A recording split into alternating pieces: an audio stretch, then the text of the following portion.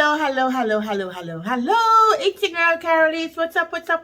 So, today we're going to be talking about a case study for an actual business analyst job interview. This is going to be in the healthcare kind of medical domain. And I'm going to walk you through the question that was presented to the person who went up for this job. And this was provided for them to work on as a part of their interview. So I want to challenge you to say, if you were given this question, what would you do? And the question is asking for them to write a BRD. So let's jump into it. Let's do it together. Let's think through this together and come up with the answers together. All right? I'll see you in a minute. Thank you.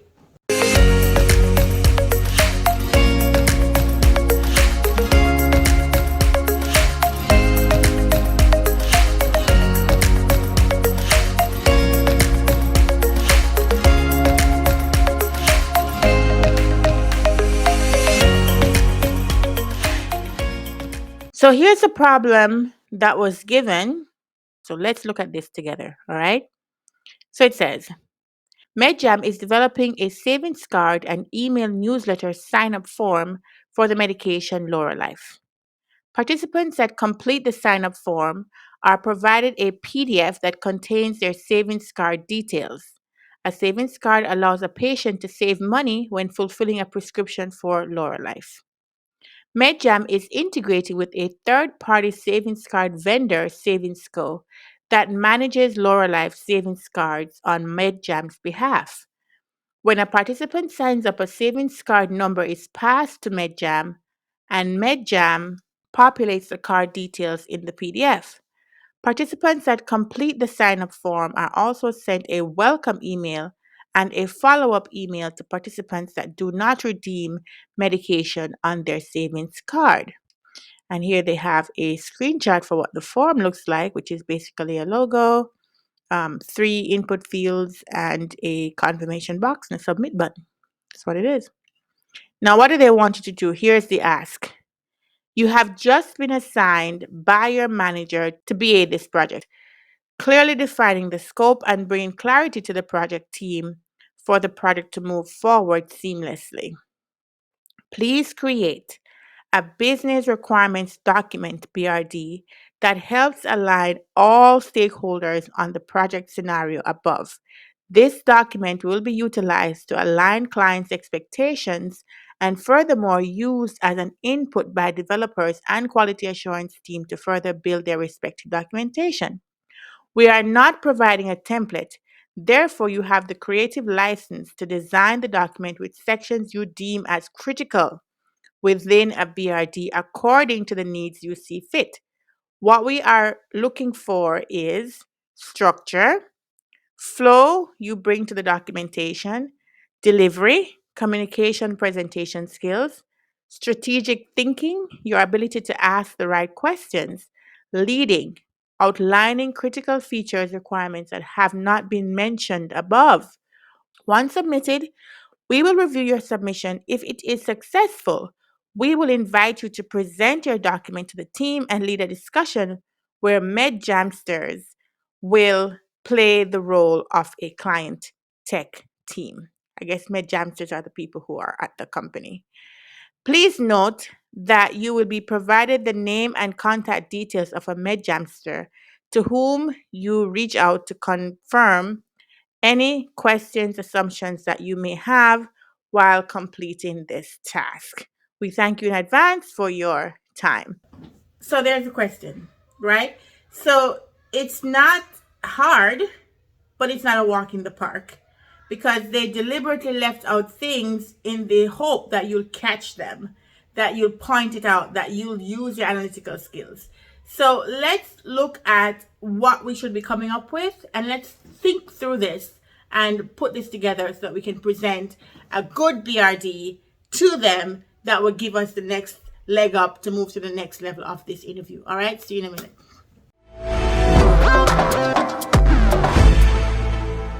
Hey guys, if you're enjoying this video on documentation, you're going to love what I'm about to share with you. So if you go to Karaleise.com and you go to Premium BA Courses, you're able to get to my Business Analyst Training up, and there I have a number of courses that's going to be great for you. But since you're watching this video on the BRD, I wanted to introduce you to this particular course that's going to be perfect for you. It's called Technical Documentation Documents Business Analysts Produce. What this course is going to help you with is to understand all the different types of documents that you need to produce as a business analyst. So that includes your BRD, your walkthrough documents, your presentations, your user personas, your user journey maps, all these things, your flow diagrams, all of it. I go into lots more detail than I am going in this video, if you can believe that, right? I go into much more detail, and as you can see here, a list of the curriculum. It's a very intense course, very intense course, lots of detail, but also very fun, right? It's a live recording of a session I did, and you can hear the interaction between myself and my audience. And there's some questions here that they have that I answer. So it's quite interactive. So I encourage you to go to the Business Analyst Training Hub and check out this course on documents business analysts produce so that you can deliver high quality documents for your project. All right. Thank you so much. Let's go back to the video.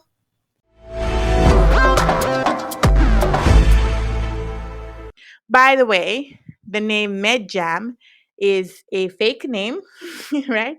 Used to um, anonymize this case study to protect the interest of the actual company and the actual person who submitted this. So this is not the real name. This is the Laura Life is not a real product. MedJam is not a real company, but this is a real exercise that was given by a real company whose name shall remain unknown for the purposes of this video. But this was given to a person who was actually going up for a job, as she was at the final stage of the job, and this was what they gave her as a case study. So here is what I'm going to be doing in this example. I'm going to walk through how do you think about this, right? It's clear that they haven't told you everything. How do you know what you don't know, right? And they give you the option to reach out to one of their staff members to ask questions, which is a great thing to do. If you have legitimate questions, you can reach out to them. But I personally like to make a stab at it without going back to them so they can see that I was able to deliver value and have the right questions to ask, because your job is not to know everything. Your job is to determine what to build and to ask the right questions for them to figure out how to build it. Your job as the BA is to come up with the requirements. Your job as the BA is to document clearly, communicate clearly, facilitate the meetings to uncover dependencies. Your job is to provide value to the stakeholders. So it's completely fine to have some doubt when you get a case study like this, but you must clarify what your doubts are. You should be able to make some assumptions, and on those assumptions, you can carry on with the task. But then you need to clarify what your assumptions are, right? So I could meet with them to clarify my assumptions, or I could have in the same presentation, I could clarify the assumptions and have, if this is true, then I'll do this. If this is not true, then I have my backup plan, right? So I like to just be very um analytical and creative and have multiple options that I can show, just so that they can see how I can think on my feet, right? I don't want them to get the impression that it's a hand holding exercise. So that's why you can go back to them for sure. If you have something you really want to make sure you nail it, go back to them and clarify it for sure. But sometimes, for me personally, maybe because I'm at a more senior level, I just go in there and I think about it enough to cover all the possibilities, if that makes sense. So let's do this together. I'll walk you through how I would approach this if I was the one given this case study. Ready? Let's do it.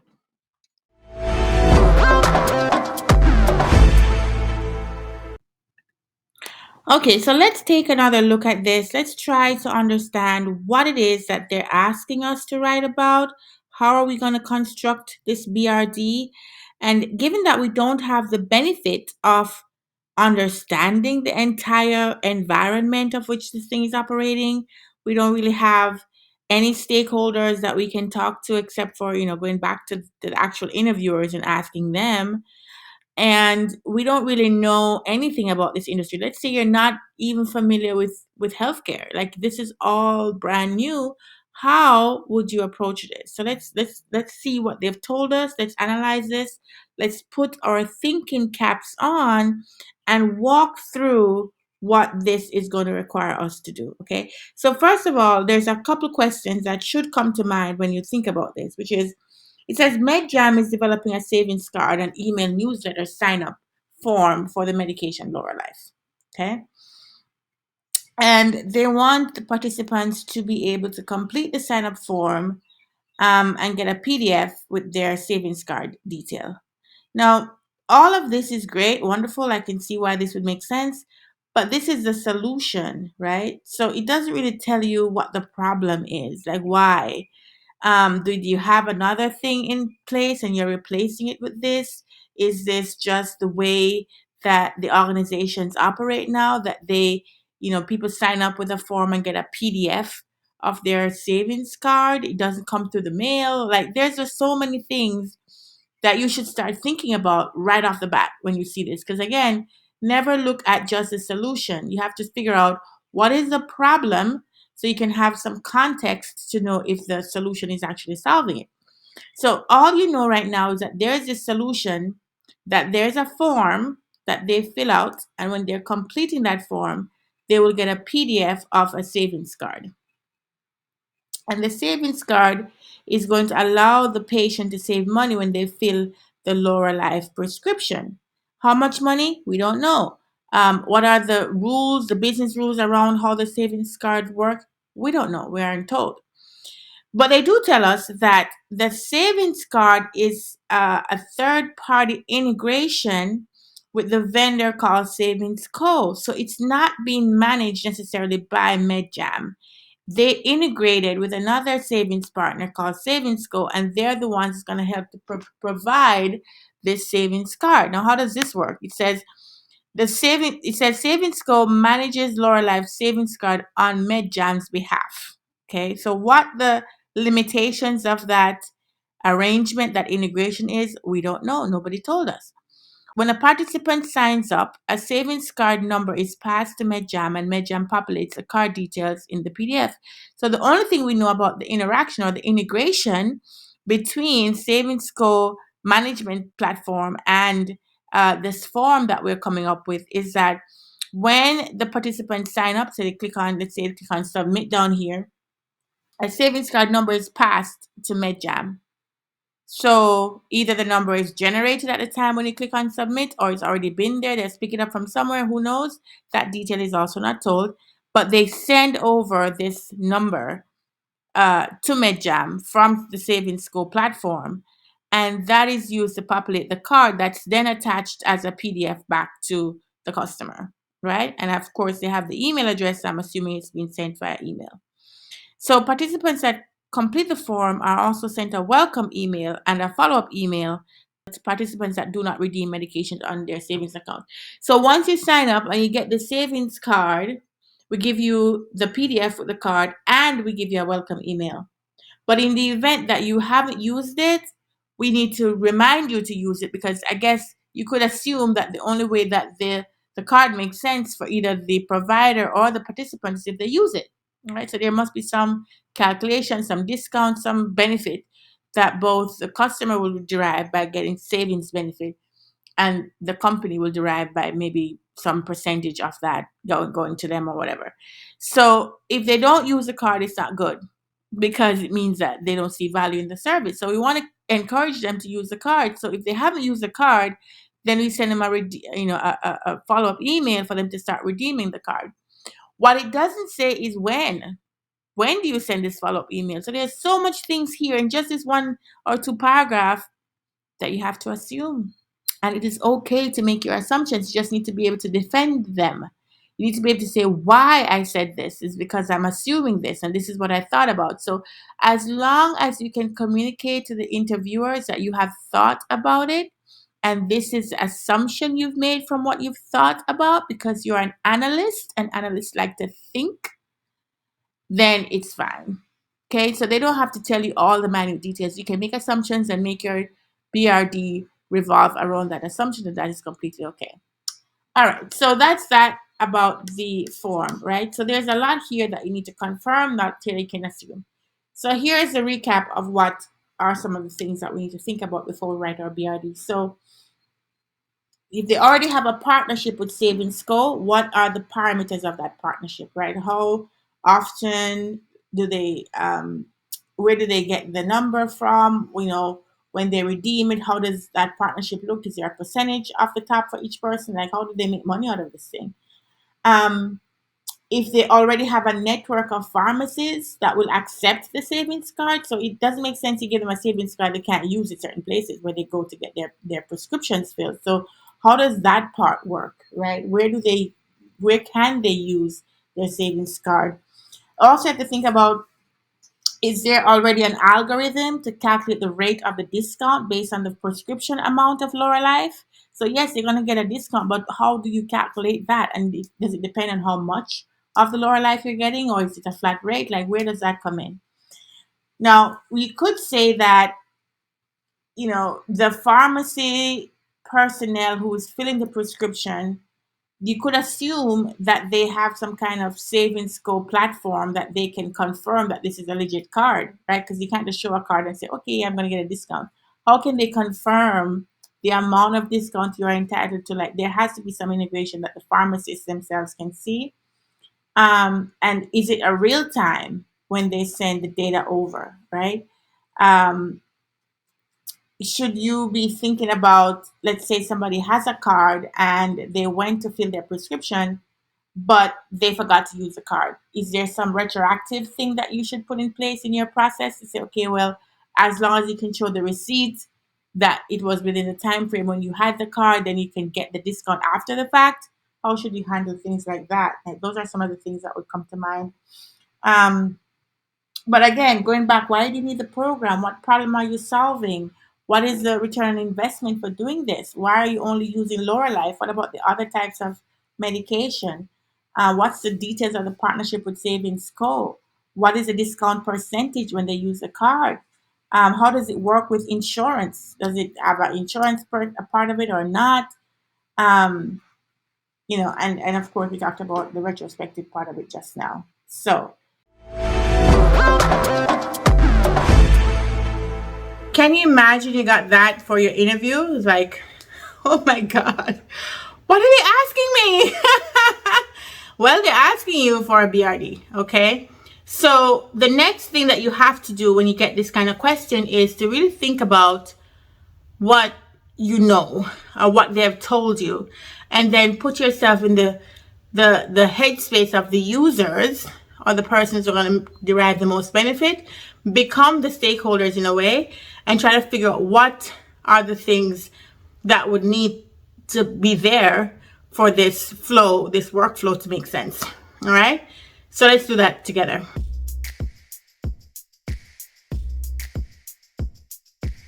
There's a lot of things that you're going to assume. Okay, you're just going to go in there and you're going to make some assumptions. So if it was me and I was doing this interview, here are the things I would assume. I would assume that there is already a partnership with Savings Co, which they told that there is a third party integration, but I want to extend it to say I'm going to assume that they have not just integration, but they have a partnership, so they can go to different pharmacies, and the pharmacies already have these the platform. Like, I'm going to assume that there's a whole fully fleshed out partnership, right?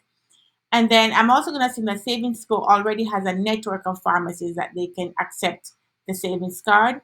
I'm going to assume that Savings Co already has an algorithm to calculate the rate of discount based on the prescription amount of the medication Life. I'm going to assume that the pharmacy personnel can access the system and convert, determine what the discount will be, and that is recorded somewhere. I'm going to assume that the interaction of the integration is real time. I'm going to also assume that um, you're not able to retrospectively get the discount. So you either present the card at the time when you're filling out the prescription, or you've missed your chance, because I don't want to get into the rabbit hole of trying to understand how to submit a receipt to get back the payment. I don't want to go through all that. So I'm going to just assume off the bat that right now we are not allowing them to retroactively get um, the payment, the discount if they didn't present the card at the time. So now that we have our assumptions together, we can start thinking about what the workflow could be, trying to figure out those steps. We could also think about this form that they gave us. They told us that we'll get emails. Maybe we could try to craft together what that email could look like. And you can do a mock-up of an email, right, to add to the context of the entire BRD. So you can mock up your welcome email, you can mock up your follow-up email, and you can walk through the process steps that you think you'd need, come up with your workflow diagrams, and then you put that all together nicely in a BRD. So what are the sections that you should probably have in this BRD that you're going to submit?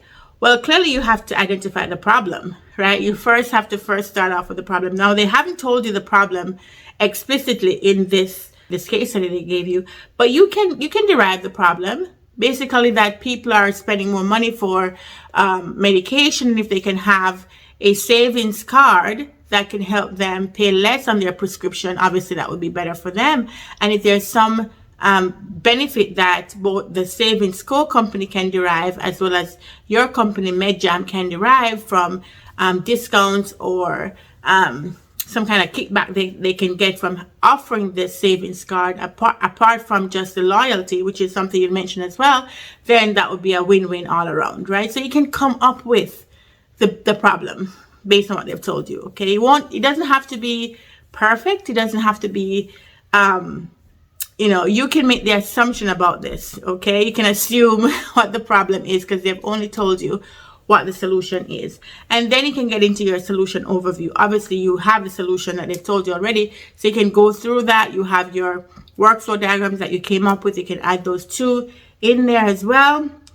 You should also have probably a list of the risks that this would pose, and I'll walk you through some of those things. Limitations, what's in scope, what's out of scope, of course the assumptions that we just talked about, and then you can launch into your high level requirements. Don't just jump into the details. Go into your high level requirements, which map back to your solution overview, and then you can dive into each of the individual detailed requirements, which is what the developers will walk away with and go write code off of. Put your mockups in there, put examples of what the card would probably look like for the PDF file that you're going to send, put the emails that you have, put the form. They already gave you a mockup of the form, but you can also add to that as well. And those would be the mockups that also accompany your BRD. And then you have a section for maybe appendix with open questions or things like that. So that's how you put together a BRD. Let's look together right now on the example of the BRD that I wrote that would cover what's being asked for in this exercise. Let's go do that right now. All right.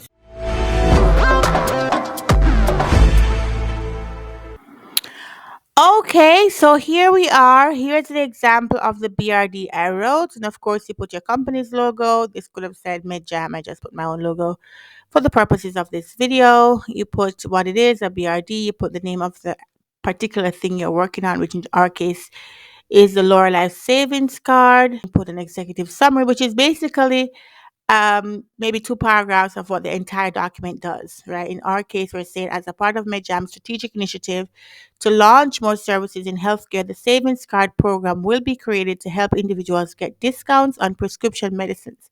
The Lorelei medication will be the first prescription to be included with a savings card, with the potential to add other medications in the future. Maybe I could clean that sentence up a little bit. But anyway, that's what we have. Anyone can get access to the savings card since they are a part of our newsletter mailing list. MedJam will allow sign up for the savings card online and will integrate with our partner Savings Co to help manage the savings card program. That is the gist of everything we're doing here, and that's why it's in the executive summary. Then you have a table of contents. You could have table of figures as well, your approvals, your decision history. I like decision history because it helps me to see what steps we took and what things we took out, right? And again, sometimes you can write this document in Confluence pages. But for the purposes of the interview, you obviously won't have access to that. I don't want to complicate things by giving them a link to that. So doing it in Word is just the safest thing to do. Now you get to the problem statement. Now, what would you come up with as your problem statement? So, today, many individuals are on the lower life medication, which is very expensive, especially when other medications have to be taken alongside it. People on this medication are seeking out options to reduce the burden of the high costs every time they fill their prescription. The problem that these individuals face is how to get their lower life prescriptions at lower prices than the insurance copay and still use a wide range of pharmacies at their convenience. So that is what you assume to be the problem, that this is a medication they need for their life. It's very expensive, even with insurance, and they have to be very specific about where they fill their prescription because not everywhere is going to take their insurance. So they um that would be the assumed problem. Obviously, they didn't tell you all this. You're coming up with this, and it's enough to come up with that and make it known that this is your assumption, okay? Then you go into your solution overview. What is this? This is supposed to be a generic statement of the entire solution without getting into all the minutia, without getting into all the details. So here's what it says. To resolve the problems being faced by individuals in filling their prescription, MedJam will leverage our partnership with Savings Code to provide a savings card that can provide discounts for participants who sign up and use their savings card to fill the prescription. MedJam will charge a yearly subscription fee that will be shared with Savings Code so that both partners benefit, but the largest savings goes to the customer. Maybe I should make that goes who could realize reduced costs of lower life medications up to 25%. All of this stuff is assumed, right?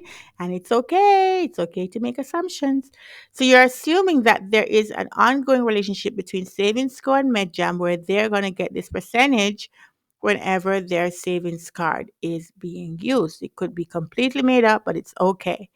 The savings card will be sent via email. That part is true. That's what they told you, and will be accepted on any of the existing pharmaceutical networks that Savings Go already has set up. That's where you assumed, right? But that's okay.